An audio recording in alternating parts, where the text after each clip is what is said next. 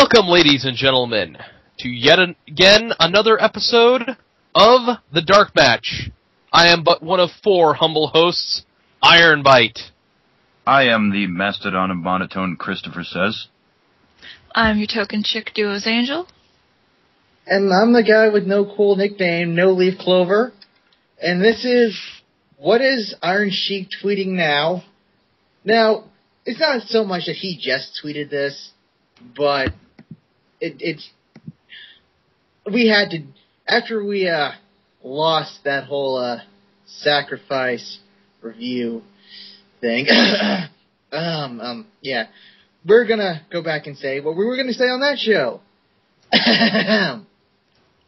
I want everybody to know I killed the Bin Laden myself, not the U.S. I fucking kill him. Bin Laden, pussy faggot motherfucker. I kill his small dick and balls. I fuck the Bin Laden mother in the ass. Bin Laden mother call me every day. She wants to fuck me. So if I understand, Iron Sheik is basically saying he killed Osama bin Laden. Great. Well, Sheiky, we love you very much, but we have to get on with the WWE recap for this week. Yeah. Go home. Just answer that call from bin Laden's mother, and then take your call from Gaddafi's niece. Yeah. Numtish.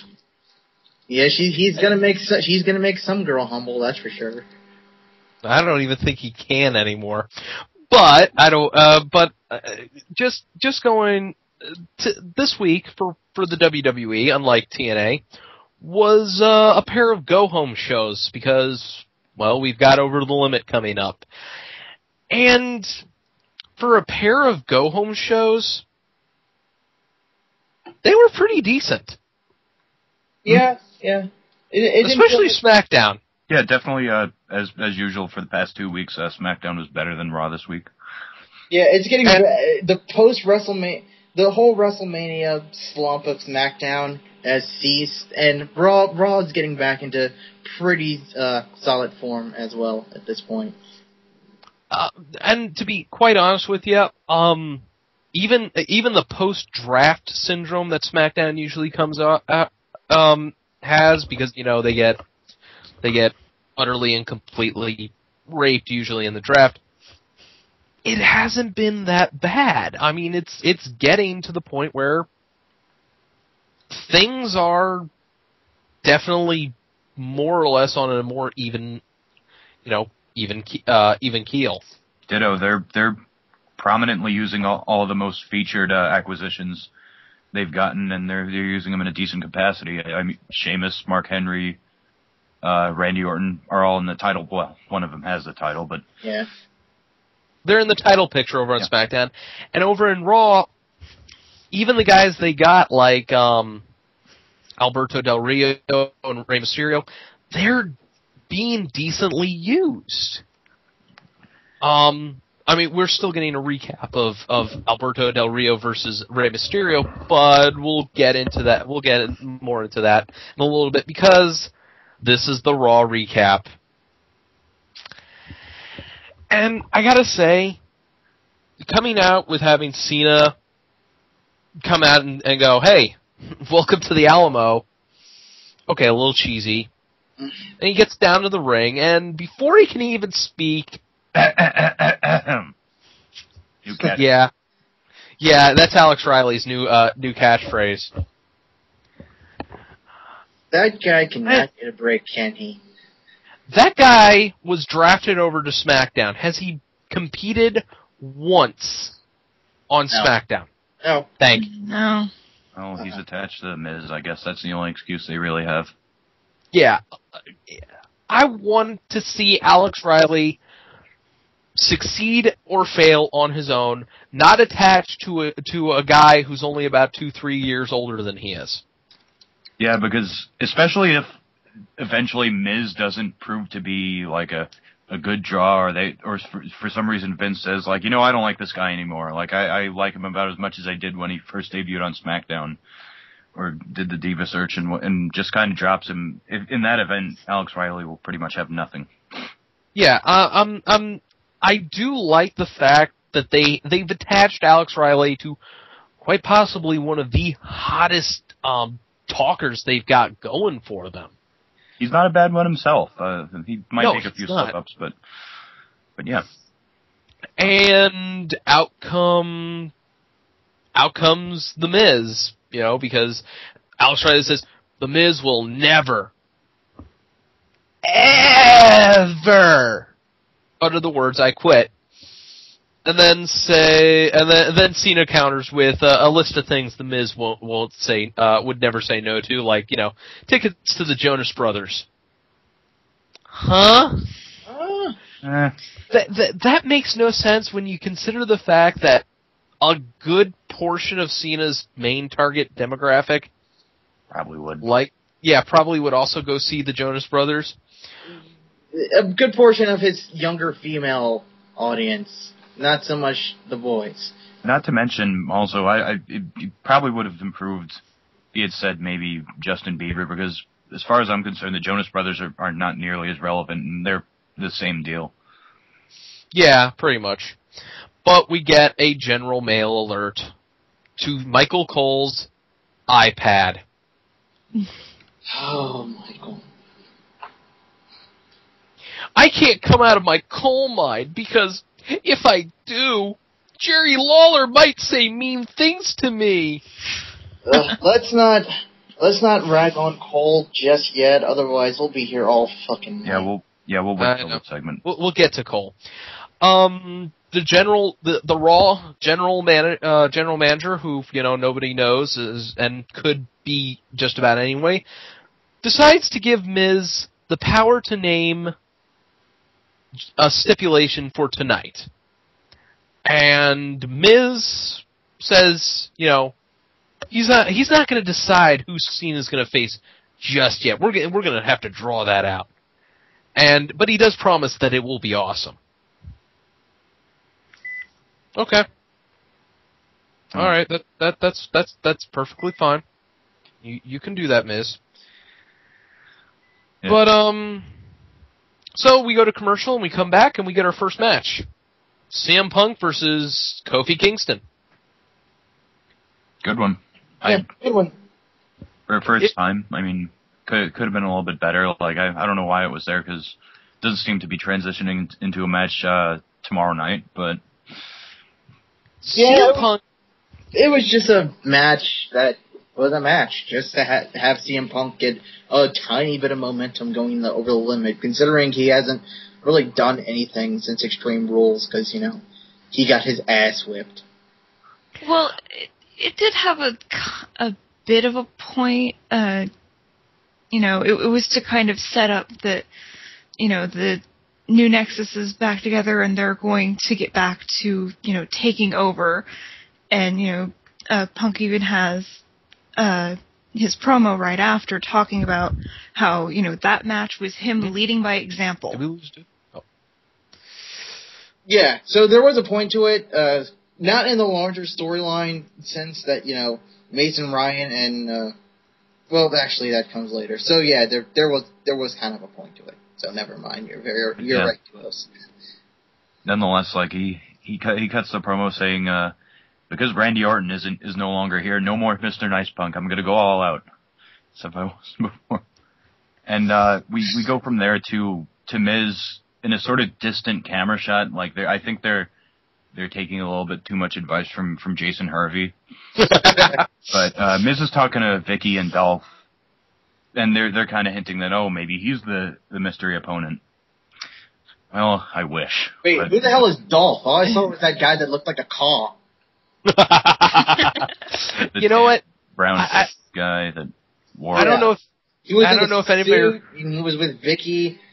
I don't know who that guy is. I thought Dolph was this super charismatic guy with blonde hair, and he looked different, and he talked all the time.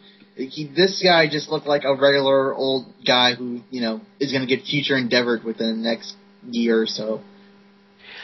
I don't know if anybody remembers this, but when Cody Rhodes first showed up, his nickname among the internet wrestling community was CAW, as in Cody Rhodes, because he looked like a created wrestler, and he used a created wrestler's finisher or something. I don't know, but we go to commercial and we come back with a Divas match.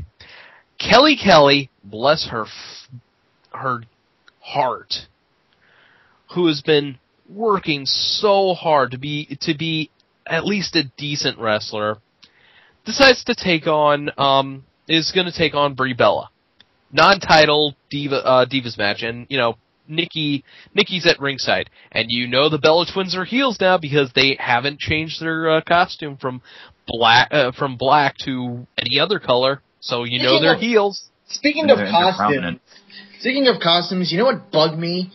Kelly has pockets on her tights, and they're too small to put anything in. That bothered me. There's pockets on the underwear. Shorts. Yes, I've never seen that. Shorts. Why are there pockets on the shorts? That's a legit question. What? Wow. Yeah, that should pretty much tell you how exciting the match was. Kelly did a bunch of stuff like a Thez press, and she did that multiple rotation head scissors, and although she was almost thwarted by Nikki attacking her while the ref wasn't looking, she rolled up Brie for a 3 count. And after the match, Kelly has won, and at Over the Limit, she will take on Brie Bella for the Divas title. But that was not the end of the story, because after the match, the Bella Twins decide to kill Kelly.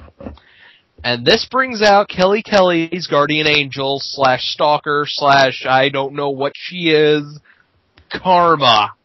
Oh shit, the bitch is back. Karma comes down to the ring and finally does what we've been wanting her to do for a while now.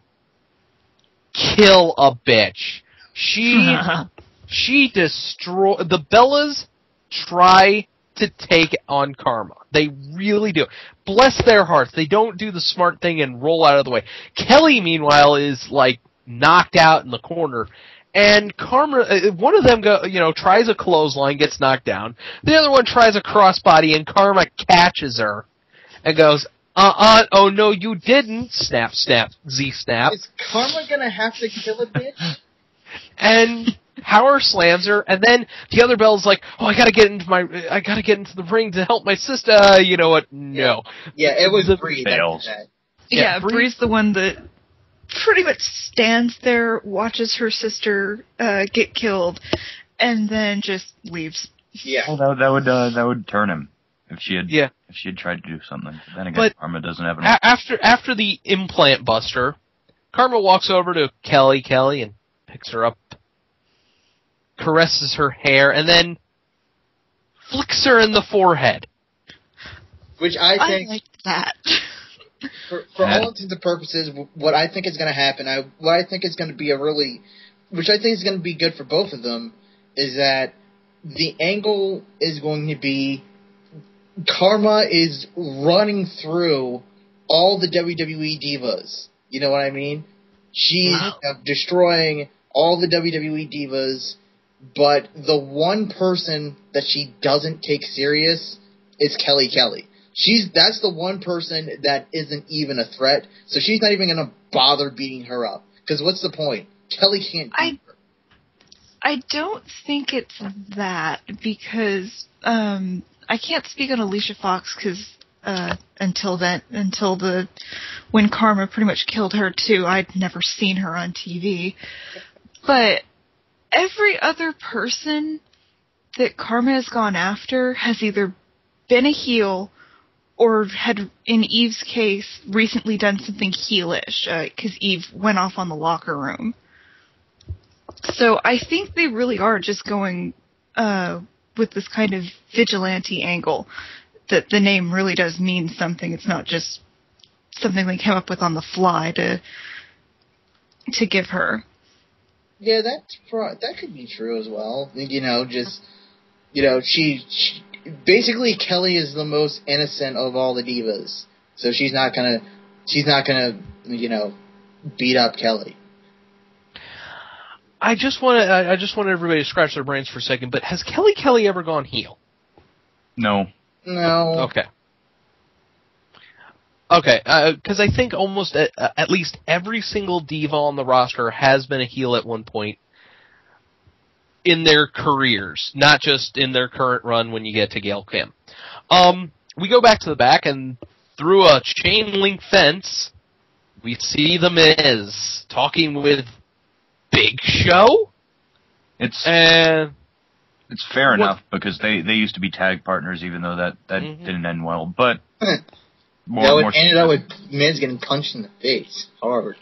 Again, I'm quite glad that he didn't choose Big Show. Yeah. So we come back from commercial, and here's Rey Mysterio. Booyaka.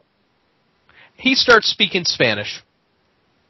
Yeah, that whole he runs through the whole Spanish-English thing. Basically says that although I didn't get to the number one contender spot, I still got jumped by R-Truth, and that's a bunch of bullshit. Like he's been passed over before, but R-Truth had no business taking him down, and he likes to handle his business like a man. So R-Truth, if you have any balls, get out here. Cut to Can we go back? As he doesn't. Yeah, because I think one of the reasons why they haven't had R-Truth come out to confront anybody is they're still working on heel music for him. And the reason why I say this is because instead of R-Truth, when we get back from commercial, we get Alberto Del Rio.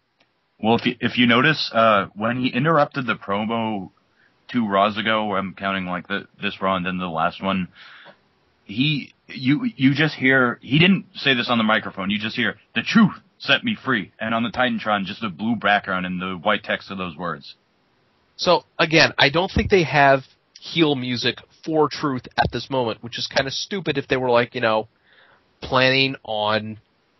It probably wasn't something they planned. It probably wasn't something they planned on for, like, months on end, And now they're scrambling. But, Alberto Del Rio comes out and challenges Rey Mysterio, because Rey doesn't deserve to be on the same stage as him, because he's a true Mexican and Rey is just Chicano. Like the rest of these people in San Antonio. Cheap heat. Yeah. Yeah, it was cheap heat. It was definitely cheap heat, and we get Alberto Del Rio versus Rey Mysterio. And we have a fairly decent match between these two. Oh, yeah. So it's always good when those... Did you expect anything different? No, I'd never expect anything different from Rey Mysterio, because regardless of how many knee surgeries he had, he can still go, and Alberto Del Rio is just a fantastic guy to watch. About halfway through the match, though, we get R-Truth appearing up in a luxury box, and he's got a mic, and he's screaming. He's screaming that there's a thief. There's a thief in the ring. Somebody stole something, and it's Rey Mysterio. He stole his spot.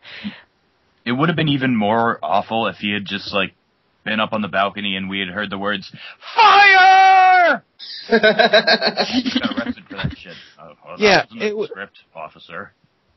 It was just amazing that, and it did take away from the match, but we get right back into it. Rey Mysterio, sets Alberto Del Rio up for the 619, and Ricardo jumps in the apron and takes it for the team, and Rey gets the win for the DQ. But that's not the end of the story. Yeah, but which kind of doesn't make sense in the first place, because Ricardo took the move, not did he? What? Because I forgot what exactly happened. Did he just take the move, or did he hold on to Rey's legs? He grabbed hold of Rey. Okay, well there you go. Yeah, that's why the ref called for the DQ. I did go back and watch that a couple times to try to figure out what the hell happened, and Ricardo basically just grabs hold of Rey Mysterio and says, "No, I am a wrestler, but I have been paid to be his ring announcer. You cannot do this." After the match, though, Alberto Del Rio decides to lay down Rey. This gives R-Truth enough time to come down, and does his jumping... What the hell is R-Truth's finisher now? It's a inverted arm trap STO, I guess. Downward spiral. It's the move that they use when you don't have a finisher. Right, okay.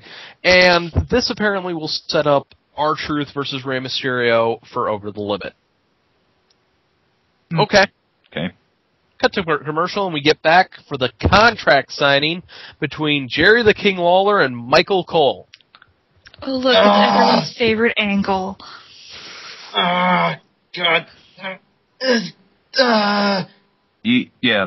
To run through this, Cole basically says, Lawler, remind everyone what's going to happen if I beat you. And Lawler says, yes, I'll give you my ring, and I'll personally induct you into the Hall of Fame, and you'll get your glory. And Cole says, you know what? I'm still not going to sign this contract because I want to tell you what the actual match type is. Think back to 95. You wrestled a certain match with Bret Hart, a Kiss My Foot match, and you lost. And Jerry Lawler said, are you fucking comparing yourself to Bret Hart? That's basically what Cole is doing. And once again, I know this amuses everybody, nobody but Vince. This has been the dumbest angle of all time, okay? And and here's why. I'm sure No Leaf has more personal reasons for it. Michael Cole cannot stay heel within a match. Yeah. Mm-hmm. It's like he'll still kind of get all excited when Cena gets into his zone. This is vintage Cena, et cetera, et cetera. Same with Orton. He heels out on Christian, but yeah. But even then, he doesn't stay consistent. This is what has been ever since Michael Cole has gone heel. Even excluding the Miz, even the Miz, he cannot stay consistently heel. Lawler, when he was doing being the heel commentator, could stay consistent. Oh, fuck it. Okay, yeah. He could stay consistent. Cole can't. Cole won't. Another example, someone who would offer any kind of absurd justification for favoring the heel wrestler, and it always worked. Yeah, it did. Jesse the Body, anybody? Yeah, Jesse the Body Ventura could do could do that at the same time.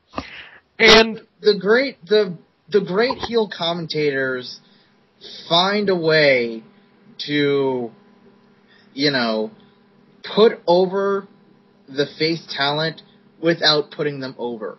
It's like if Cole wanted to, perhaps he's too scared to heel. Vince is probably telling it, but in another sense, if we throw Vince out of the equation, perhaps he's too scared to heel out on John Cena, and if he needs any advice, he should just follow what Jericho did and say, you come in every week on Raw, you dominate time, you dominate every single other person in this company that needs to get an opportunity, you make everything about yourself, you consider the title yours at every single point. Could say shit like that. Yeah. But, are you sure he's not talking about, Jericho wasn't talking about Triple H there? Oh no, he was talking about Cena. This was right before he left for his Fozzy tour. It was a good opening promo. Ah, okay.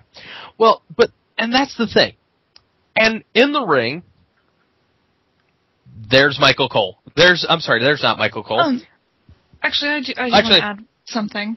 Oh, go ahead, Duos. Please do, because I'm about to go off on something. Oh, I'll be quick. No. As far as Cole not being able to, go all the way heel, there's a way they could make that work. He could just, kind of be a bandwagon hopper. He could probably make something like that work where, whoever is, seems to be doing the best, he suddenly wants to be kissing their ass. If they did that, maybe. I don't know how well it would look, but it would probably be something he could work with better. Actually, that would probably work best with his personality. But we forgot to mention there was somebody else in the ring. Jack Swagger. Well, the worst world heavyweight champion, I think, in recent memory. Which, funny you mention that, because after Jerry Lawler just questions Cole for comparing himself to Bret Hart, he says, listen, for an example of a good performer, here's Swagger. I don't respect him, I don't like him, but I respect the fact that he was a world heavyweight championship. Oh crap, I'm talking like Scott Steiner. He was world heavyweight champion, and he held on to the belt for a good amount of months. And then Cole said, him? Nobody remembers that shit. He was like, Swagger may have gone to WrestleMania, but that was only because he was representing me. And immediately, Swagger up to this point was like, yeah, Cole's gonna beat you due to my... What the fuck did you just say? And Cole looks at him and realizes exactly what he says. Because as we all know, the only reason Cole can even hope to compete with Jerry Lawler is if Jack Swagger is at ringside to do the heavy lifting. And he tries to get Swagger on the mic to apologize. And Swagger's like, no, fuck you. Good luck. Bye. God, I can't believe he said that. Can't believe he fucking said that. And at this point, Cole immediately goes, look at Lawler and says, hey, Lawler, it's all good, right? It's all good. Lawler immediately grabs Cole's tie and face plants him into the table. This segment was worth it just to see that. Yeah, and basically says, hey, look, at Over the Limit, you're going to be kissing my feet. And then he overturns the table on Michael Cole. Great stuff. We got to see Michael Cole, Michael Cole get his ass handed to them. If this angle doesn't end at Over the Limit, I'm gonna fucking scream. I know you. Me too. I know you. We'll all be able to hear you. We won't be on Skype, will we? So we cut to the back, and Miz is talking with Kane. Miz is talking to Kane, and again, we don't hear anything what they're saying. It could be just like exchanging recipes for quesadillas on the road or something like that. Well, the implication being the main event for Raw, I'm guessing Kane is saying, "What the hell have you ever done with me, or have I ever done with you? You asking me makes no sense. I'm with Big Show now. As a matter of fact, there he is right now. Let's get out of here. Let me have my penny title." Let me have my giant penny of a title. And we get out, and we learn this Sunday that Big Show and Kane will defend the tag team titles against CM Punk and Mason Ryan. Okay. Yeah. Okay, that's Why good. not? But first, Kane and Big Show have to take on David Otunga and Michael McGillicuddy. This match wasn't really much. Well, actually, I saw it. I went into the match to see the Master of the McGillicuddy, and I saw the Master of the McGillicuddy. That's how the match finished. It was one of those matches where we have Kane and Big Show using their size, and in Kane's case, his speed, to basically dominate the new Nexus. Yes. And showing that even when they're just two people, unless your name is CM Punk, you're not going to actually be able to be a real serious threat. You're going to be a threat, but it's a threat that can be overcome. However, here's the finish of the match. If nobody remembers, but last week, CM Punk kicked Kane somewhere. I don't know where. I think it was the back of his head, and Big Show ran over and punched Punk to Kingdom Come. This week, Mason Ryan enters the ring, and Big Show just takes him out, and then Punk used the distraction to kick Kane in the back of the head again, and McGillicuddy hits the McGillicuddy. And he goes for the cover and gets it. It was like, okay, so we get it. The new Nexus can't really do anything without Punk. Well, see, what I just don't like is that they say, oh, they're going to have this tag match at Over the Limit, and then they proceed to have a tag match with the other members of the Nexus. Yeah. No, it's just weird. We go to the back where Scott Stanford interviews the Big Show and Kane, and they're like, yeah, they got one over us tonight, but come Sunday, It's redemption time. And before we get back to the ring for the main event, John Cena proves he's a broski. And because he runs into Zack Ryder. Zack Ryder gives him a t-shirt and bumps fists with him. And I gotta say, this very subtle push for Zack Ryder is kind of awesome. They're not pushing him. They're poking him a little. Maybe. Yeah. And before we move on, we forgot that before the commercial break, Miz had been talking to R-Truth. Oh, yes. That's right. Will R-Truth be the choice? No. You know, that would at least made sense. Yeah, it kind of would have. It could have, except R-Truth went up to him and was like, "Fuck you! You stole my title at that pay-per-view with a horrible name last year." Where at the end of it, all they did was chant Daniel Bryan.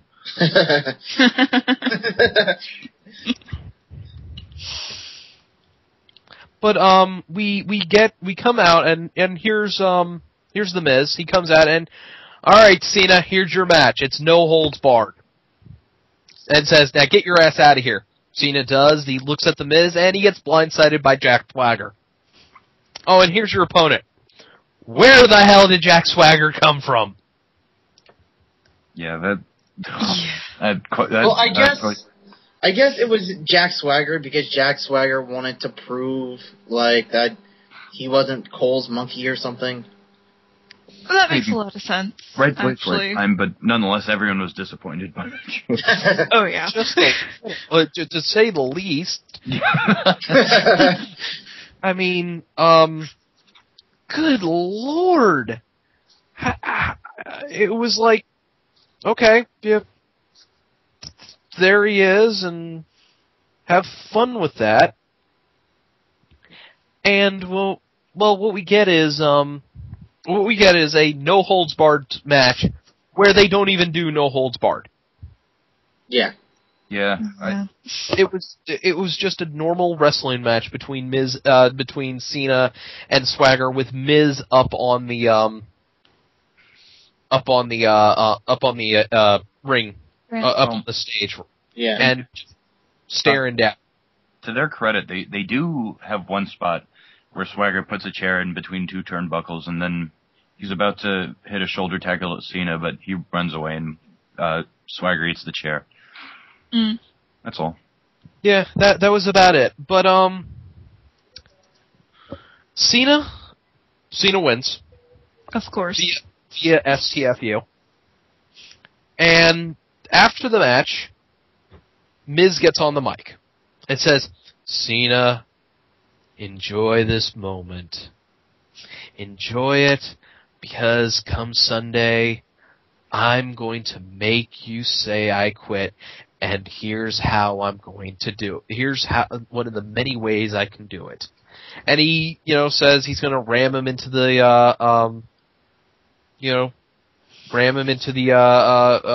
steel by using the dolly camera.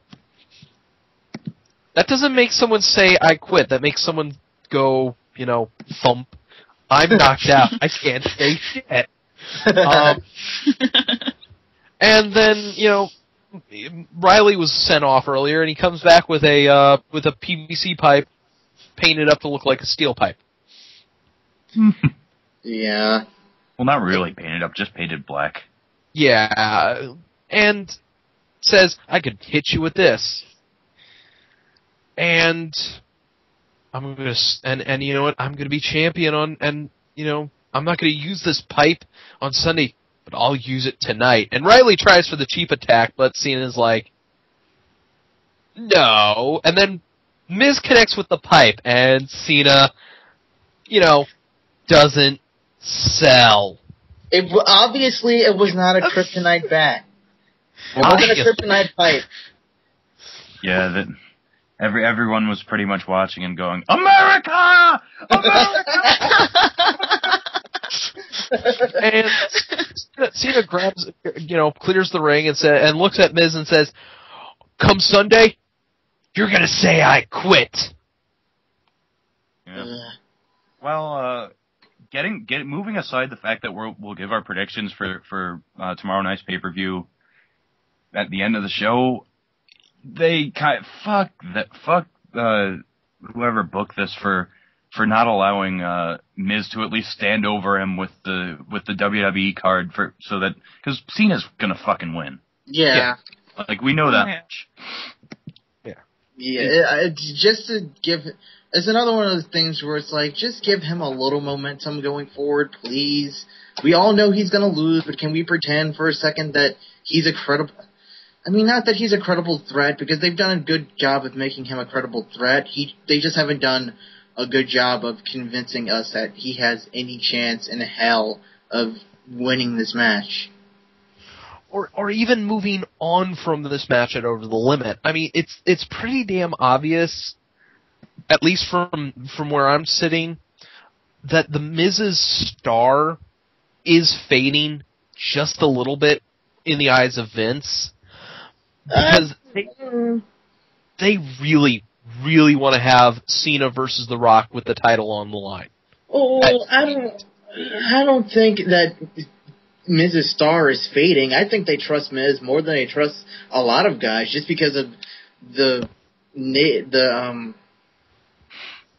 attention he gets from the mainstream. He is, besides John Cena, he's really the only mainstream guy that garners any sort of attention for him. When you think about it, I don't think it's a case of his star being lost. I just think it's a case of Cena's the champion, and this is just what we're gonna have to deal with as long as Cena's the champion. That's true. It sucks, but this is just what happens every time he's champ. And I'm definitely not a anti-Cena guy, but every time he wins the belt, he's a much better face when he's chasing the belt than he is when he has the belt, I guess I'll say. And that could go for any face, because no one wants to see, sometimes you don't want to see the fucking good guy win. But when it comes to Cena, I really think that he's a much better, I'd rather see him chasing the belt all the time than see him, having it for 8 months. Yeah. Because, and of course, give or take. Yeah, there's that. And of course, especially on that, we have all of this time, still almost a full year before, Cena versus Rock at WrestleMania. If he loses the belt, that sets it up for him to have to fight so much harder and to want it so much more to get it back in time. Yeah. Mm-hmm. It's a very... And that would be great. That would be. It'd be John Cena in panic mode. I gotta get the belt back so I can wrestle The Rock. And then, next year we would be bitching about the fact that he won the belt back right before WrestleMania. But at least there would be a point to it, Well, fact of the matter is, and plus, I like the way you said, he'd be in panic mode. That would give him excuse to lose when he contends for it more. Yeah. Mm-hmm. Because he is so... It'd be a case where he was just so desperate to win the belt that he'd be beside himself. It would finally add that extra dimension, that extra thing that John Cena doesn't fucking have right now.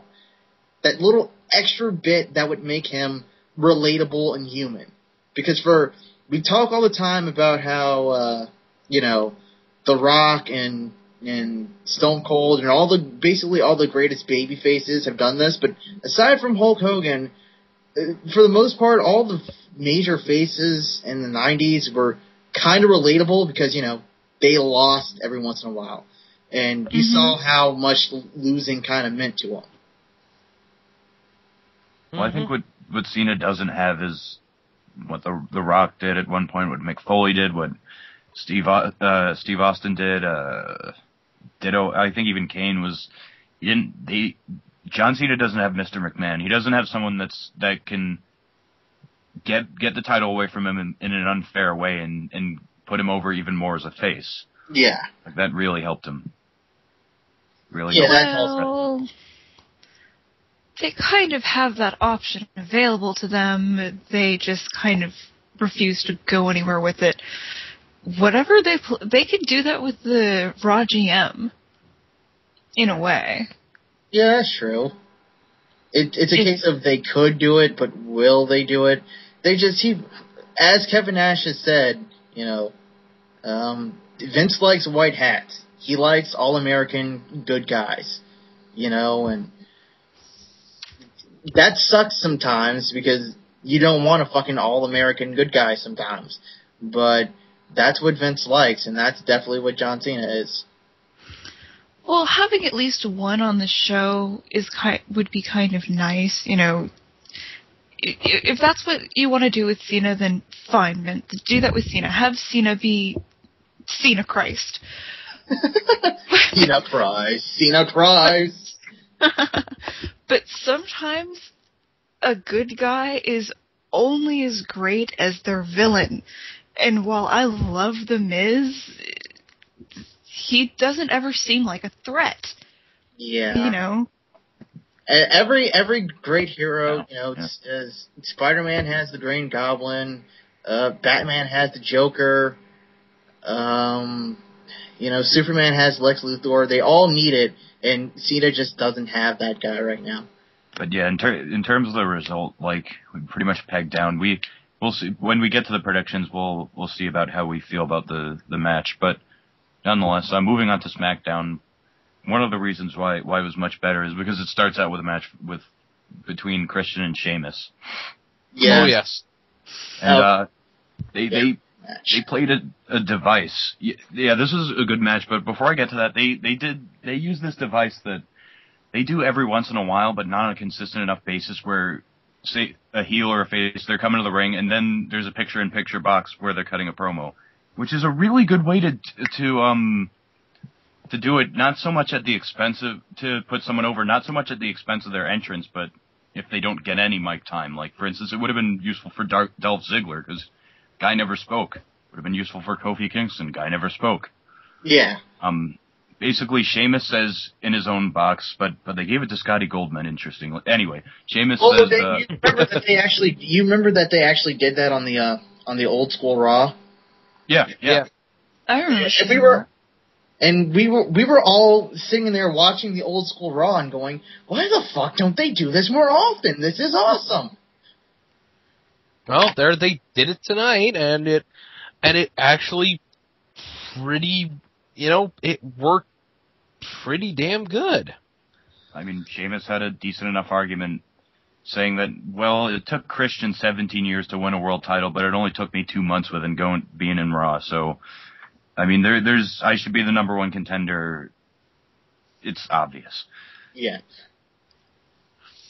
Sheamus and Christian have a fairly damn decent match between the two of them. I wouldn't call it decent. I would say it was an excellent match.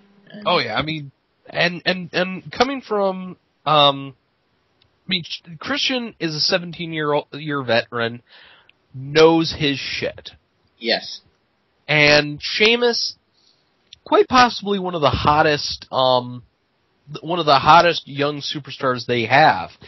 And he made mention it took Christian 17 years to get the world title. Yes, it did. There's a reason for that, Sheamus, because you were given the title in 2 months because upper management felt you were ready for that. We all know how the politics work in backstage in the WWE. Amazingly enough, Sheamus goes for his Razor's Edge finisher. What's it called? I keep forgetting. I know the Irish Curse and it's the High Cross. Like the High Cross, right? Pale Justice, but yeah, it's a running. Right, Cole did name it Pale Justice, didn't he? God. Yeah, ha, because he's pale. Yeah. Yeah. Speaking of pale, and I've actually got to interrupt the recap for a second. This week, you know what? I'll actually talk about this after SmackDown. Food Network did a wrestling-related thing. I'll tell you guys about it afterwards. Okay. But, the match was pretty good for Christian. I mean, well, not necessarily, but just in the sense that he didn't really do a lot. Like, it was quite a bit of it was Sheamus powering him down and doing a damn good job of it. Even though in the first few minutes of the match, Christian hit a lot of really well placed slaps to the face. Like, he did that spot where he jumps over the ropes up, down to the floor and just slaps him through the first and second. Yeah. Mm-hmm. And then Christian is probably, amongst the WWE guys, he is probably one of the best guys to get someone over with. Because he's really a guy who understands that you're only as good as, you make your opponent look. Mm-hmm. You know? It's a lesson. Speaking of John Cena, it's a lesson that John Cena could really do well to learn. We've discussed John Cena enough, I think, for this for this recap. Yeah, and he's also, not on SmackDown. Enjoying, and please, we'll get to him again a little bit maybe, but also I enjoyed this match particularly because I like Sheamus' Irish Curse backbreaker, and Christian's just the right size to take it. Mm-hmm. So out comes the smiling heel. Mark Henry comes down. I know that bothers you. It doesn't bug me. I don't understand. Everybody goes on and on about, this is a new direction for Mark Henry. This is a new side of his personality. He's still got that shit-eating grin on his face. Well, now it's a heel shit. He's supposed to be a heel. He's supposed to have a shit-eating grin. But he comes down, and him and Sheamus just start ripping Christian apart. They start pounding away at him. And Randy Orton comes out, and Randy Orton kind of just looks down going, should I go down and help? Should I go down and help? I should go down and help! And he just goes to the ring and takes out takes out Sheamus and Mark Henry. And he helps Christian up, and Christian shakes his hands like, yeah, thanks, buddy. Doesn't realize Orton took at least a good minute to figure out, hey, I need to help. And we get a rundown of the card, and we find out that Brie Bella is going to take on Kelly Kelly for the Divas Champion. It wasn't for the Divas Championship. It was. Well, are you talking about they ran down the pay-per-view card? Yeah, they ran down the pay-per-view card. Okay, my bad. And we go backstage to Todd. I lost my job as the SmackDown announcer to Josh Matthews. Grisham is backstage with the Bella Twins, and Nikki is still feeling the effects of the implant buster. She's holding the back of her head. You get smashed on your face, honey. just FYI. And they Brie said, well, I attacked Karma first. And then they were like, well, we kind of would have left each other because, and now I gotta face Natalya. She calls Natalya a wench. Yeah, wench. God damn. You know what? Could they find two girls with less like, I thought Eve didn't have personality, but Eve, every once in a while, Eve will do something, I'm like, holy shit, she's actually pretty good. They don't give her much to work with. I could not give a fuck less about the Bellas. I couldn't. I would fuck the Bellas, but I'd give two shits about the Bellas. Yeah. This heel personality that they have is the personality of drywall. Yeah, basically. At least his faces, they had personalities. They were smiling, and they look pretty damn good when they smile. But now it's just like, they act like spoiled brats now. Basically. Which you can get from anyone. Easy. Yeah. So we go to, so we have a very nice match between Brie Bella and Natalya. And it's pretty damn good. Well, that has everything to do with Natalya. Like, she got to do her rolling clothesline, she got to do her delayed vertical suplex, and It was pretty much Natalya going out and working for 5 minutes, just saying, "This is how good I am," and they put these bitches on TV instead. Are you not enraged yet? You should be enraged. Okay, I'm so lost. I kind of am. This was the first time since I got back into wrestling that I've seen Natalya by herself, and I love her. Like, instantly. The way she acts in the ring, the way her personality shines through, her skill. I want to see more of her. She is so much more interesting than anyone else, aside from Karma, of course. You pretty much missed her mini push over the ladder portion of 2010. Yeah. Doing some stuff with her, and it was good, but hey.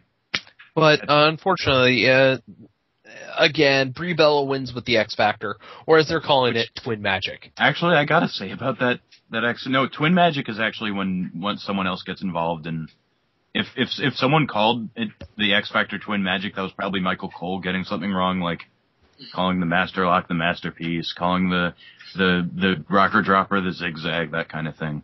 Yeah. Now, let's not get into that, but nonetheless, that was a sick face buster.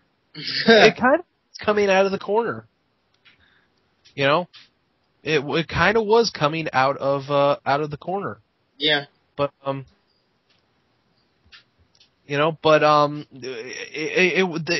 be honest, it was a decent match. Brie Bella looked strong going into Over the Limit later later this weekend. And however, next we get to hear from Big Z Jackson. Of all the people to cut like 10-minute promos. Oh. I'm going to be honest with you guys. As I was watching this, I tuned him out. No, see, I didn't, because, like, the way I described it to you guys, and you seem to confirm it, I was a little wary, because he doesn't have as much of an accent, but I was like, Ezekiel Jackson, I never knew before tonight that he was from Guyana, but nonetheless, this promo was worthy of Jean-Claude Van Damme. Yeah.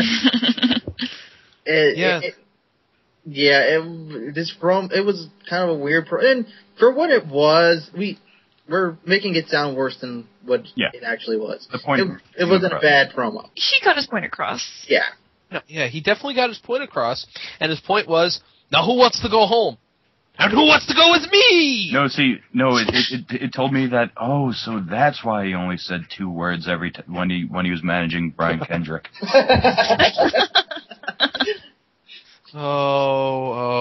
Brian Kendrick. I could spin stories about him, but I can't because here comes the core. And Heath Slater sporting some new tights. He's gone from trunks to full on leggings. Go the boy from West Virginia. Just real quickly, Wade Barrett actually was on Twitter, and didn't Wade Barrett say something like, if Heath Slater doesn't shut up about his new tights, I'm going to make him feel like Ezekiel Jackson? Yeah, he said that. He did! It was like... No, and I could just hear Heath Slater never stop going on about his... It's like, dude, don't you see it? I'm a one-man rock band. Yes, short. We understand you're a one-man rock band.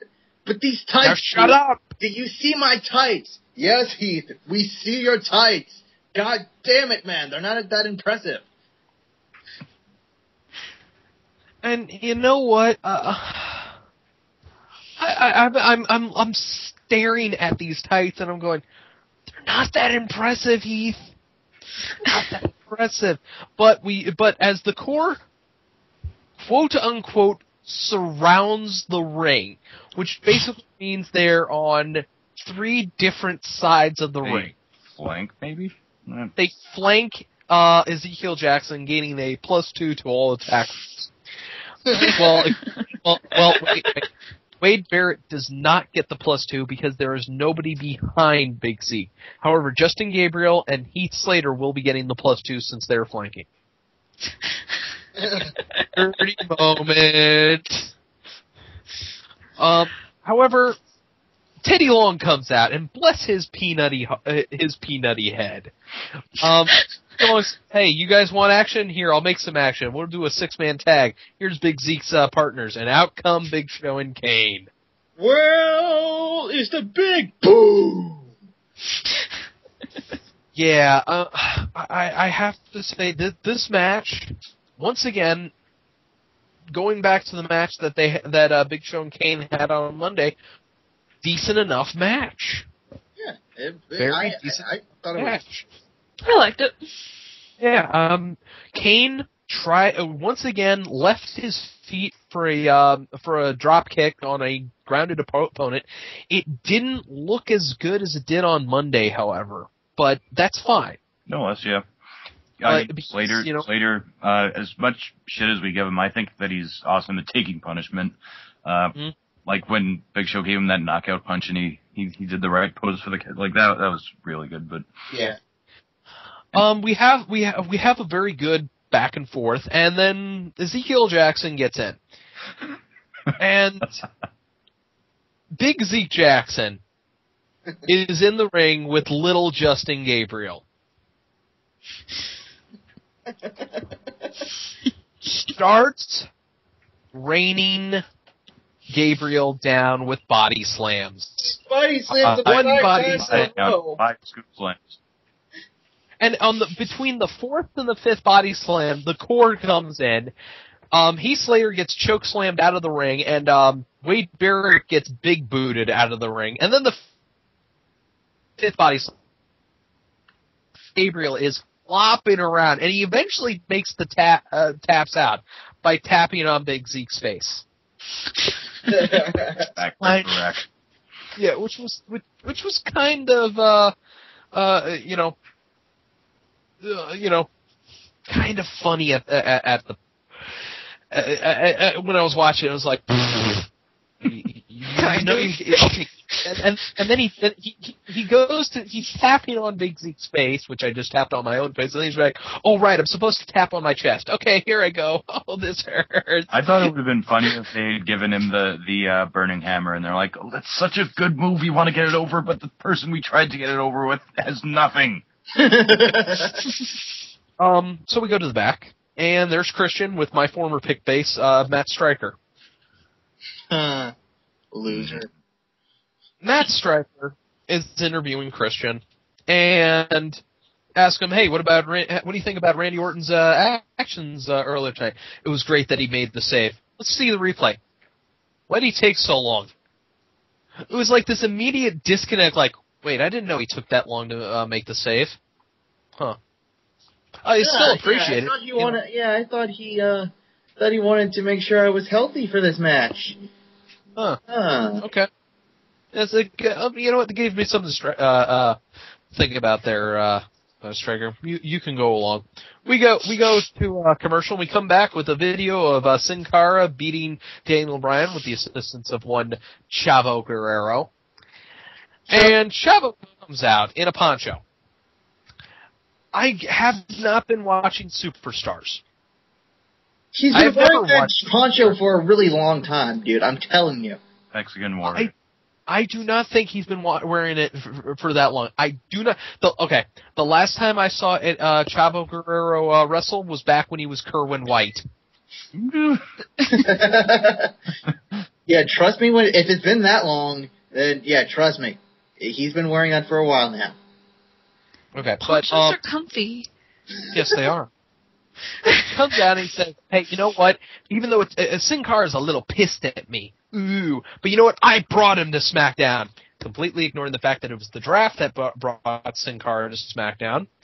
It would have been better had he said, "I brought Sin Cara to the WWE," because that's more believable.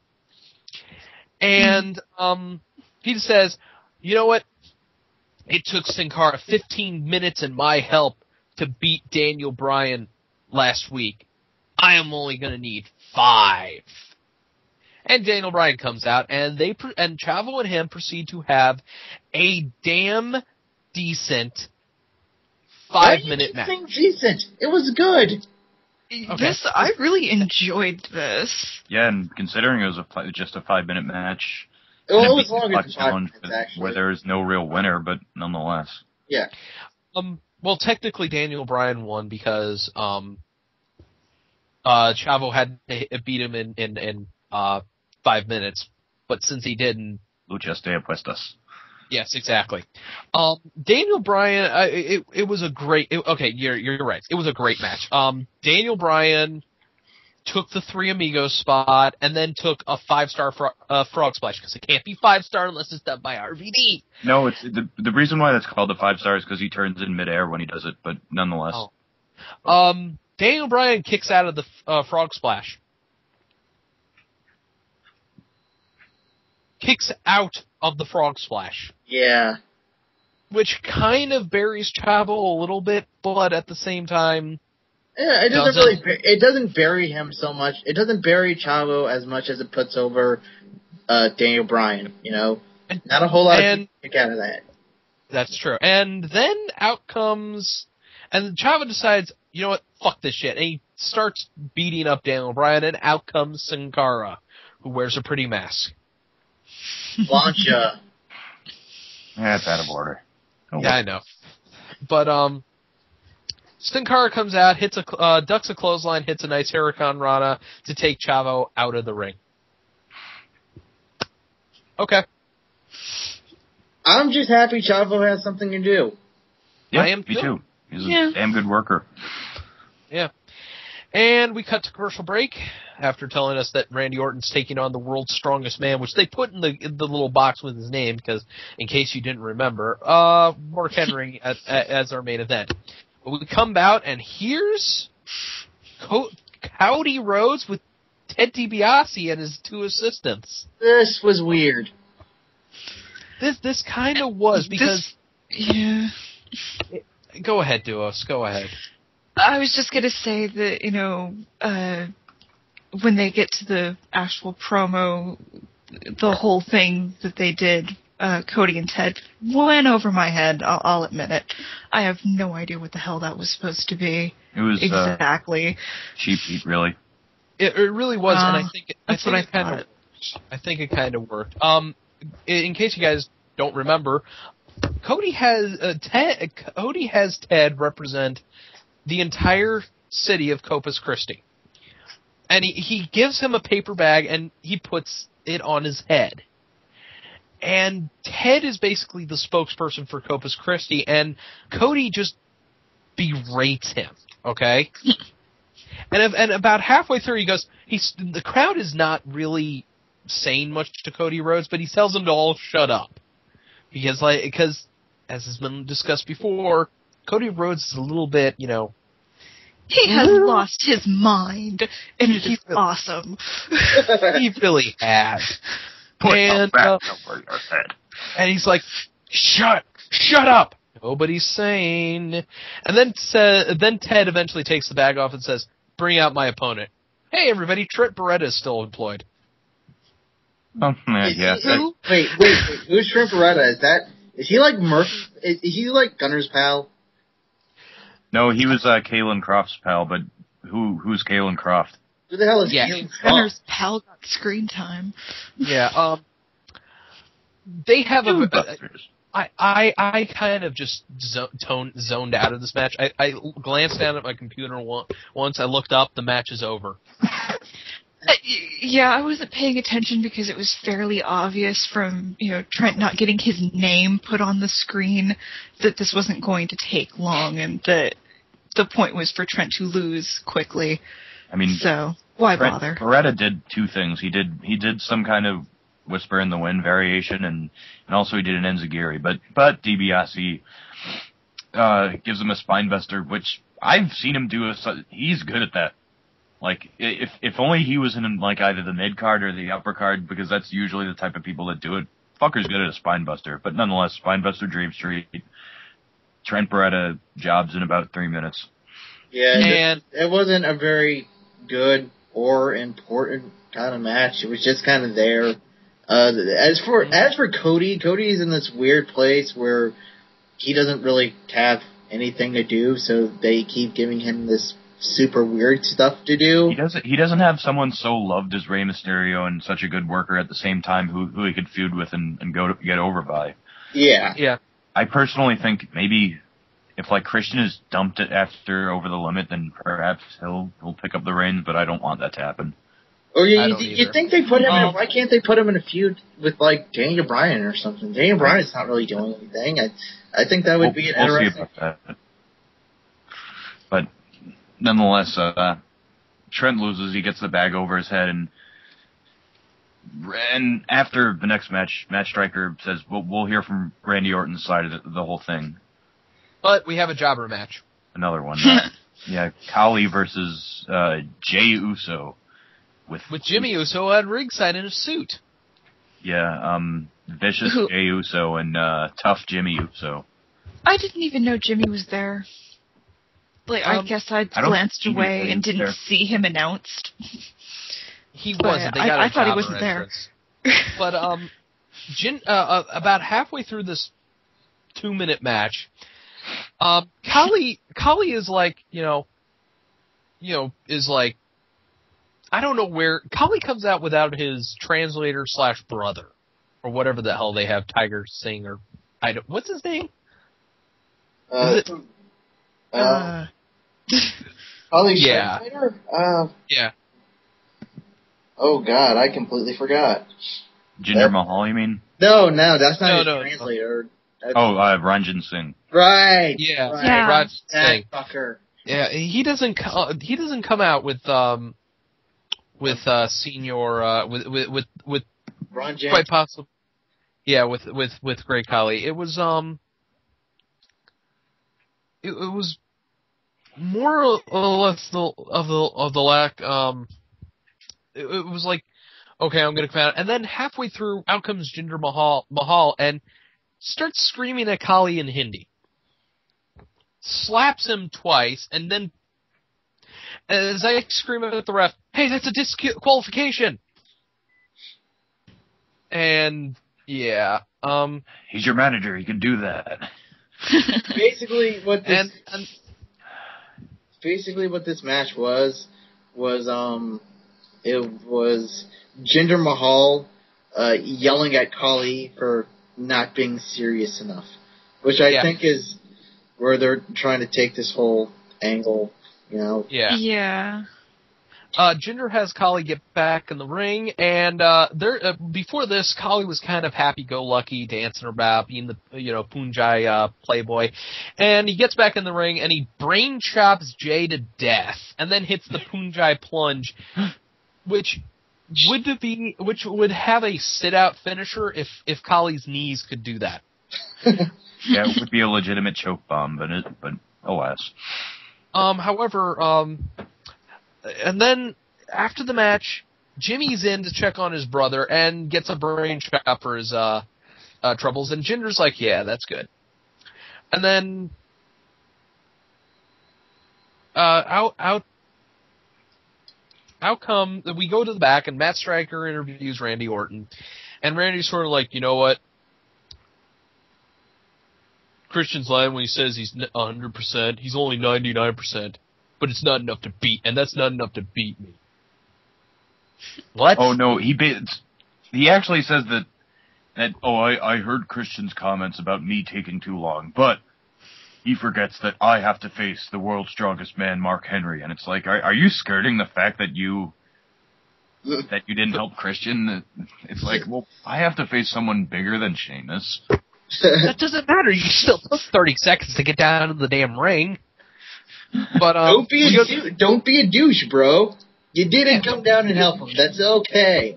It's okay. Yeah. It's okay. We understand. Just admit you were a douche, and we'll move on. So we go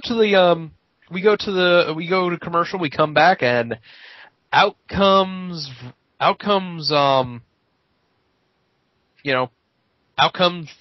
Randy Orton and Mark Henry. Mark Henry still has that big shit-eating grin on his face.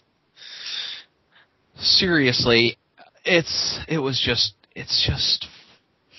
I know he's a heel and all, but it just doesn't work when you're Mark Henry. Yeah, I mean this match wasn't as good. Everyone has their thing, and that's your thing. Yeah. We go to commercial, and we come back, and I can't take a shot because the face isn't in trouble. I don't know if I'm pretty sure, but I have a little drinking game where I take a shot every time we go to commercial during a wrestling match.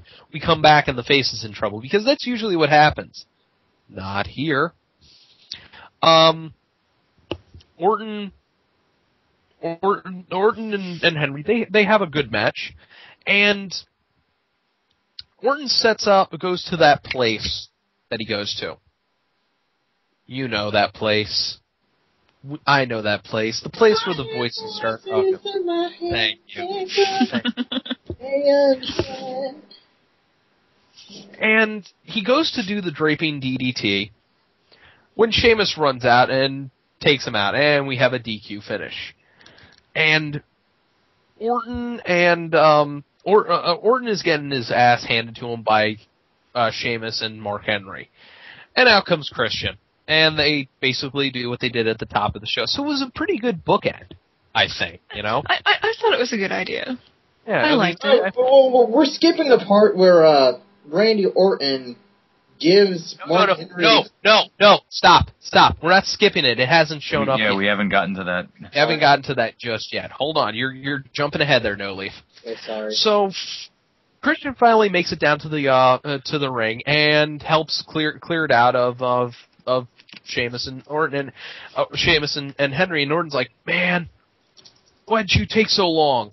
I mean, that sucked, man. I mean, it took to end Sheamus and Mark Henry get back in the ring, and they start doing the attack, and then Christian body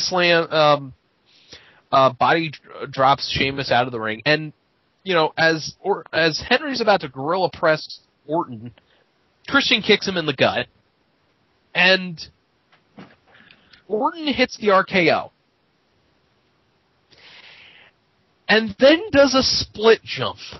Yeah, he does a split jump, and he sort of does that really fast sort of horizontal fist pump. Like it looks like sort of tank guns or whatever.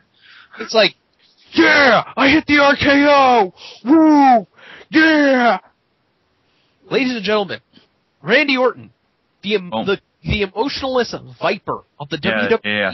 These are now that he's the face. These are his new spasms. Instead of him like flailing around like a maniac and going kill ya, stupid. It's now split jump, horizontal fist punch, RKO. Well, he must be on new meds. Yeah, obviously. So yeah, and that was and SmackDown ends the show with Orton and Christian going, yeah, we're buddies. We're pals. Everything's cool. Yeah. Everything's copacetic. I'm gonna say this. SmackDown was pretty decent, yeah. If only for the fact that even though Michael Cole was on commentary, he wasn't getting involved. Yes. Yes, an entire WWE show that was not every minute Cole talking about how awesome he is and how he's going to beat Jerry. It was glorious. And he didn't get his own segment on the show tonight. Thank God. Yeah. One merciful night where he is not the center of attention. I mean, yeah, he was talking, and during the recap of the show, during the running down of the card, he did scream about how he was going to beat Jerry the King Lawler. But that makes sense. That makes sense, and he wasn't the focus, and it was awesome. Oh, it was so fucking awesome. And he did bring it up one more time. He made a very quick comment to Booker T. Yeah, Booker T and Josh Matthews about how, they're going to have to call, the match between him and Lawler. And that's fine, too, because it was very quick. You could have easily missed it. I'll take that as well. Yeah.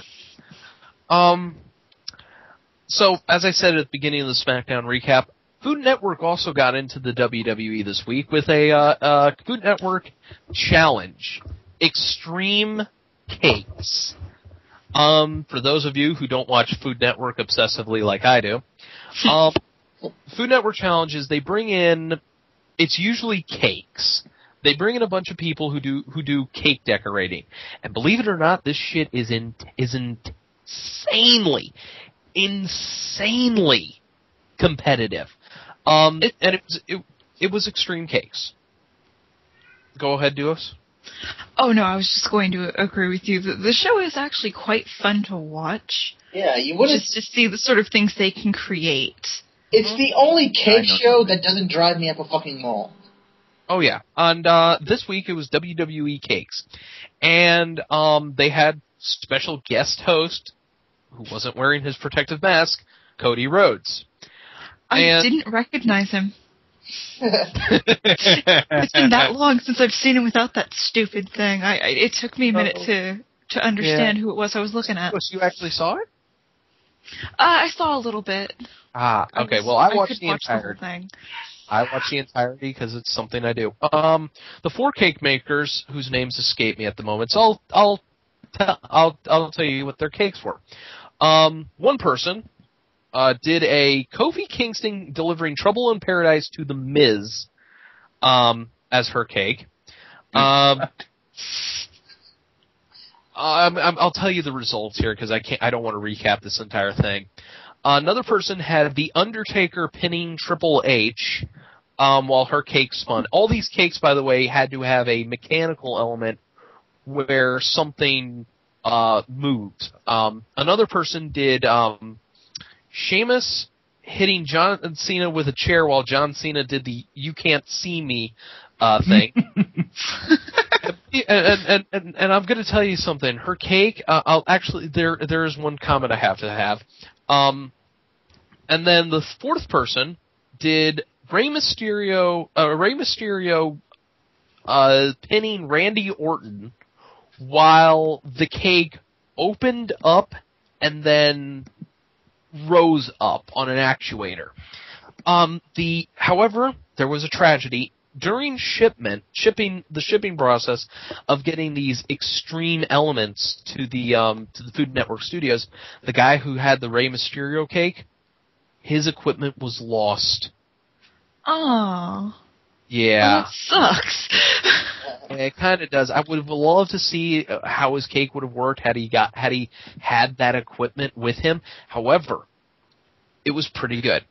Cody Rhodes was wandering the kitchens because that's how it works, and he goes over to the lady doing John Cena and Sheamus, and she's basically putting John Cena together, and he's looking at her and goes, "Is that John Cena or am I looking at Sheamus? Because he's kind of pale." It was kind of funny. Just a bit. Just a bit. Let me tell you the results. Unfortunately, the Trouble in Paradise cake fell apart. Aw. I hate it when that happens. It just fell apart. The problem was it was way too heavy for what they were having. Clearly, not watch enough TV. Yes, clearly, clearly, you do not watch enough of Food Network stuff. The Sheamus was supposed to be holding a chair. The chair fell off. However, the movement for John Cena worked. The Triple H Undertaker cake spun around, and the Rey Mysterio cake opened up and rose up on the actuator. And the winner was the 619 cake. Booyaka, booyaka! And this guy, the story they were following this guy through the entire show. Apparently, his wife, who was helping him out, by the way, was pregnant. Oh, with their latest child. So it was a feel-good story. Oh, that's nice. Yes, it was. And that was Food Network Extreme Cakes. So let's talk about it. Yes, let us. Let us move on to running down the Over the Limit card. And since Wikipedia never puts the card in order, it seems to be in reverse order because damn fucking straight I expect Jerry Lawler versus Michael Cole to be the third to last match. We'll do it from the bottom up. Yeah. Okay. Sin Cara versus Chavo Guerrero, which I expect to be quite the show stealer if they give it at least 10 minutes. Mm-hmm. I'm actually I'm going to go with the consensus, which seems to be filling up the IWC. This is a match just designed to put over Sin Cara. Yes. Yeah. I personally think Yeah. I've been saying this. I've said it at least once on the boards, but I think Sin Cara's going to win. Chavo Guerrero is he's gonna really be pissed about it and beat him down like after the match. Like it won't be such a take it like lay him out kind of finish. It might be a roll up, and Daniel Bryan will come in to make the save. Now, there might be a chance that they'd turn him and he'd form an alliance with Chavo and he'd become a heel, but I don't know if they want to do that. Unfortunately, there's really no reason to turn Daniel Bryan heel at the moment, especially with him being so damn popular. Yeah. So I don't see that happening right now. I know they will turn Daniel Bryan heel Eventually. if they ever secure the rights to Final Countdown. But as of right now, no. Well, like all he pretty much has to do is yell "best in the world" and Yeah, I'm the best in the world. I have till 5. Next match. Brie Bella versus Kelly Kelly. I see Kelly Kelly going over and having a pretty weak title reign. Yeah, I'm gonna say Kelly Kelly, and then Kelly Kelly goes on to feud with Karma. Do us. Yeah, I can see that. Kelly Kelly winning. I don't. At the same time, I know it's going to happen, so I will give it to Kelly Kelly, but there will be some karma coming for the Bella Twins. Again. Oh, yeah. Yeah, of course. Forgive the pun.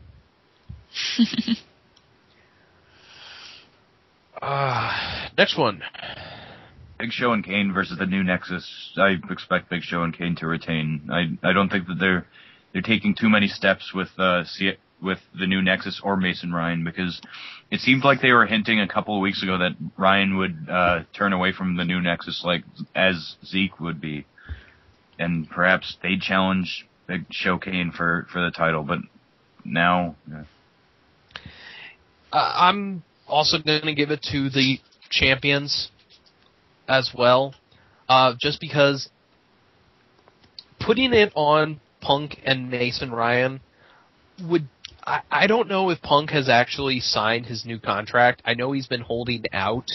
Well, that's a rumor, and Punk has repeatedly said that rumor is bullshit. And Punk's usually not the kind of guy to lie about rumors being bullshit. That's true. But at the same time, I just don't see Mason Ryan and CM Punk. Yes, they're a credible threat, but only if the rest of the Nexus is at ringside. If they're not, I'm going to have to give it to the champions. Rey Mysterio versus R-Truth. I don't know if it would be too Wait, did Duos early. Did you give your prediction? She did. Wait, I didn't give my prediction either. No, you didn't. Yeah. God, Christopher says. Yeah, really. Aren't you in a fucking rush today? Where needs me.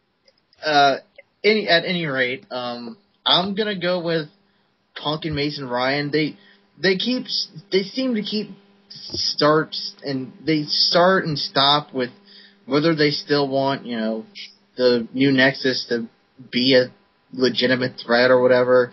I think they're gonna lean towards making them a legit threat, and I'm gonna go with Mason Ryan and CM Punk. I'm with you on that, No Leaf. I think that they're going to at least try once again to bring up the new Nexus. How long they'll stick with it, who knows, but they're at least starting to again. Mm-hmm. But So, as we were saying, Rey Mysterio versus R-Truth. I'm thinking R-Truth. Yeah, I think R-Truth. This is a toss-up for me, honestly. Like I can see R-Truth winning because Rey Mysterio has been pretty good about putting new heels or like up and coming heels over. But at the same time, R-Truth is what's kind of good about like R-Truth and like what you could book him to do is that he's like a heel without a reason, not like in the same sense of the Joker, just like you took my spot, Ray. No, he didn't. The GM did. So like even if he loses, even if Ray goes over, he still probably won't stop bitching. So I'm actually going to give it to R-Truth, if only for the fact that they probably want to preserve his momentum to when John Morrison finally comes back, and they can actually do that feud. All right. This Rey Mysterio feud is actually just a surrogate for the fact that they want R-Truth to feud with John Morrison. And with John Morrison getting hurt, they couldn't do that. So, but I'm still going to give it to R-Truth just because Rey Mysterio's one of those guys who goes, yeah, put him over. I don't give a damn. It's not going to hurt me any. And you do have a point, being that John Morrison's injury, he should be getting back within maybe 3-4 weeks now, probably. Yeah. It's nothing major, but I still kind of don't know. This one's a toss-up for me. Well, I agree about Ray just being a surrogate, and I think they might keep doing that. That's why I'm thinking R-Truth might win this, is, he'll beat Ray, and then he'll be done with him, and then he'll find someone else that's suddenly standing in his way. Or someone until he finally can work his way. Yeah. No Leaf? Did I already say R-Truth? You did. Yeah. Okay. So, next match. Oh, Barrett versus Zeke. This one is not a toss-up for me. I think Zeke's going to win just because they're building him up like that, and I don't like that prospect because at that point it would be really hard to get a belt off of a big guy unless they're a heel. Yeah. I don't really care particularly a lot about this match. I'm just gonna go with Wade because either way it goes, I'm not affected by it. Gasp! A black man not pulling for the other black man? God damn it, Iron Bite! I will fucking kill you. Moving on. No, it's Duos' turn. I'm with you, No Leaf. I don't care, but I think Zeke might go over. Well, but I don't care either way. Well, maybe we could have a scoop slam count for this match. I'm also going to go with Big Zeke just because they have made him into a monster, especially on SmackDown. And it does seem that Wade Barrett is definitely afraid of the big man. So, and even trying to pry the title off of Big Zeke is not as hard as people might think. Because I have seen bigger guys fall to smaller guys. Rey Mysterio beating the Big Show is probably John the most Cena extreme. beating the Big Show. Yeah, anybody beating the Big Show for a championship is quite possibly the best example of that. So yeah, and so I'm going with Big Zeke because they've probably programmed him to be one of the better challengers to Wade Barrett's title. That being said, I would also not. Wade Barrett hasn't had the Intercontinental title for very long. We could see a drawn-out feud between the two, and I would actually like to see that. Well, either way, I think we'll get a drawn-out feud. Yeah. Either way. So, Baller versus Bull.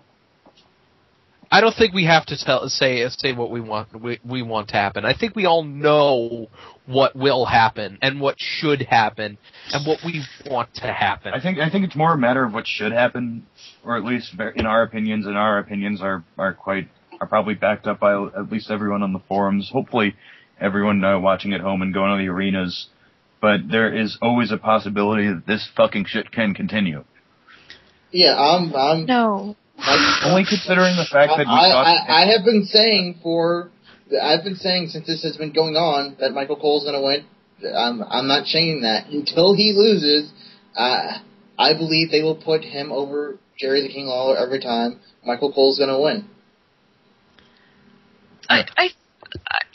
believe that this might actually be the end, especially with Swagger no longer backing Cole up. You know, well, we don't really know that Swagger isn't backing Cole up. We do know that Swagger made this match basically. I mean, what they could by chance like do a backstage promo where Cole just completely makes it up to him in a few sentences, like they kind of did in the SmackDown before WrestleMania, because they teased the same thing before that. Yeah. But to get to something about this match that we didn't need to say this when we were recapping SmackDown, but it was funny to me that Cole said, "This Sunday, King's gonna kiss my bloated, sore, gangrene foot." Ugh. And it's like, dude, that's not a condition that you fucking take lightly. Usually you amputate something if it has gangrene. Yeah. Nothing else to say about that. Moving on. Yeah. Yeah. Moving on, we get Randy Orton versus Christian. I'm tough. I'm actually kind of torn between the two. Orton. Yeah. Orton. I don't think it's I've never seen there be a situation where they just switch around the belts that quickly, except for when R-Truth won the U.S. title and then Miz just beat him for it. But yeah, Orton's gonna go over. I think it'll be a good match, but the thing that makes me kind of, I don't agree with you, but the thing that makes me kind of weary about it is that, pretty much like the week after that happened, even after getting Randy Orton on their show, when that happened, their ratings plummeted. I mean, it was a big notice. We're not talking about a couple points here. I mean, it was a big time drop. So, part of me thinks they might do an on-the-fly kind of thing. Yeah, I by no means do I think they're panicking right now, but I could see a scenario in which I'm really torn, but I'm just gonna say Christian to be the outlier here, but I could see a scenario. I won't be mad if Orton wins and they continue it, or by any means, but I could see a scenario where I'm going to pick Christian here. Okay. Dewis, go ahead. I haven't made my prediction yet. Well, I was going to say Orton, but what Noli said about the ratings kind of makes me wonder, because for a storyline perspective, it would probably be better for Orton because, and this is where it's a problem where they have so many pay-per-views so close together, they really haven't been able to do much with this whole Cinderella story. It's just been happening so quickly that it would be kind of nice to see Christian go a decent amount of time, trying to get the belt back. Yeah. So, I'm actually going to go ahead and stick with Orton. I'm going to go with Christian on this one just because I want Christian to win. I want him to be back on top, back on in the saddle, and basically, once again, the Cinderella story continues. Yeah, I think part of it's also me thinking with my heart and not thinking with my head, but yeah. Yeah, I think I'm probably just too cynical to even accept the possibility that Christian might win, but nonetheless. Think with your heart, Christopher says. Think with your heart. For me, it's not even cynicism. I want Christian to have the belt too, but for right now, it would be a little more entertaining if Orton retained and that continued to go on. I would like to see more of this. I will accept where I'm coming from. I will actually accept Orton retaining if they turn Christian heel. Now that would be interesting. Yeah, I would love Shut up. Over as fuck when he was back in 2005 before he went to TNA. Yeah, he really was. He was over as just over as fuck when it comes to. The thing is, as a heel, like, he could be like a Jericho type of heel. He's that kind of guy where eventually, like, people just start cheering for him because of his skill. Yeah. But booing him because of what he says. Yeah. So, the final match, Cena versus The Miz. Ugh. Cena. Well, the Miz... Spoilers! The Miz saying that he has a different way to make Cena quit. It piques my curiosity. See, I thought that was the pipe. Like, No. I was like, I've got my trump card right here, and I won't use this on Sunday, but I'll use it tonight. Like, I thought that's what he meant by, I have a way that you won't predict. No, I think he has something up his sleeve. Actually, when he said that, the first thing I thought was, is Cena married? Is there anyone close to him that could be used as a bargaining chip? Which, if there is, I've never seen them since I started watching. Well, okay. That possibility has been brought up before. He could go grab a kid from out of the audience, a member who's wearing a John Cena merch, and go, hey, I'll give this kid a skull-crushing finale if you don't say I quit. Or he'll scare him like Chuck Taylor. That might be a bit much. Or go grab Zack Ryder and says, this is your broski, right? Well, watch what I do to him. Say I quit. Yeah, but I think it might be something along those lines, something really diabolical. It would have to be. I hope that they show that Miz is making at least something of an effort to get in. It's not just like a 15-minute match where Cena just pops up after a lot of offense by the Miz. And eventually the Miz goes screaming, I quit, before John Cena smashes him into like into a light or something. I would honestly laugh if he brings out Batista. Say I quit or I hurt Batista. Okay. What? Wait, what? Oh, this wasn't gonna work ever. God damn it. But we do know, I mean, spoilers, Cena wins. I think that's the consensus. But yeah. I'm gonna say this. Over the Limit tomorrow night should actually open with one thing.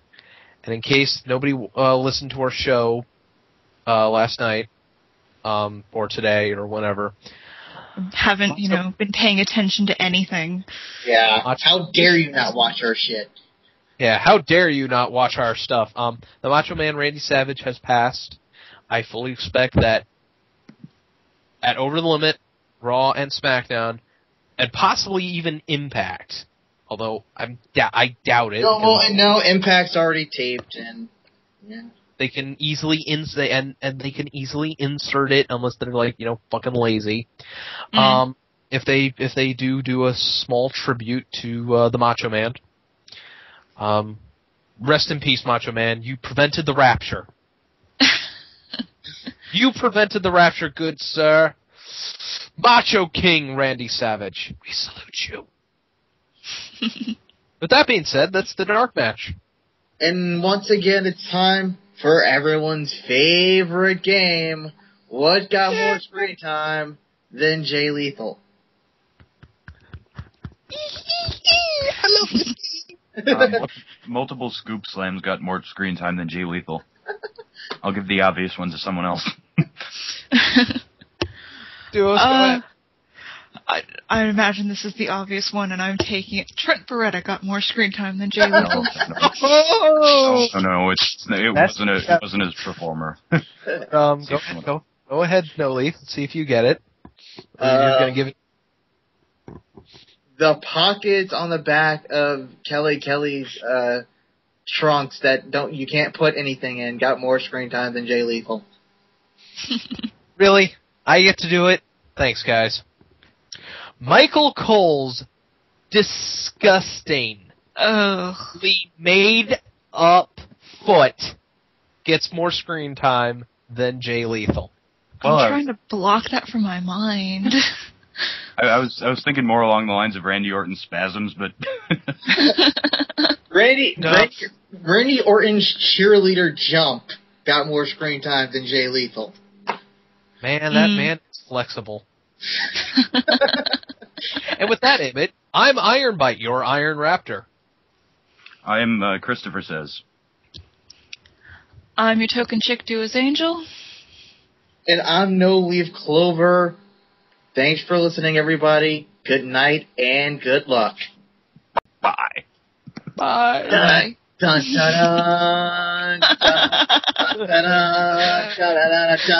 dun dun. Really need to find out what. Did you lose the music?